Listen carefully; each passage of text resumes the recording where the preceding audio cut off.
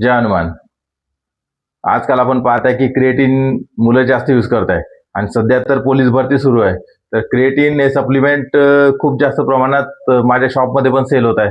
तर तुमच्यासाठी आज मी माहिती सांगणार आहे BCAA ची.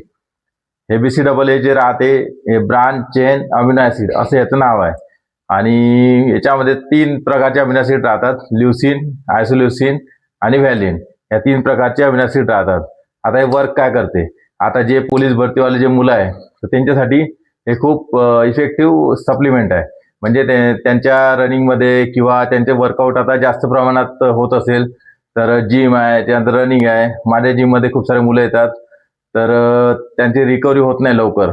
तर त्यासाठी हे अमिनो ॲसिड खूप गरजेचं आहे. म्हणजे रिकव्हरी म्हणजे जेव्हा आपण एक्सरसाइज करतो, कोणत्या मसलची आपण एक्सरसाइज केली तर त्या मसलमध्ये टिश्यू राहतात, सेल्स राहतात. सेल्सचा ग्रुप म्हणजे टिश्यू. ते टिश्यू जे आहे ते ब्रेक होतात, सेल्स ब्रेक होतात.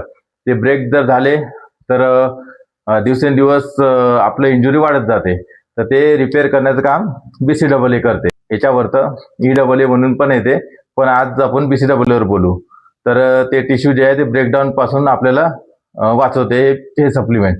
तर हे सप्लिमेंट आपल्याला घ्यायचं आहे ड्युरिंग वर्कआउट. तर मी हे सप्लिमेंट यासाठी दाखवत आहे की या कंपनीचं सप्लिमेंट मी स्वतः यूज करतो.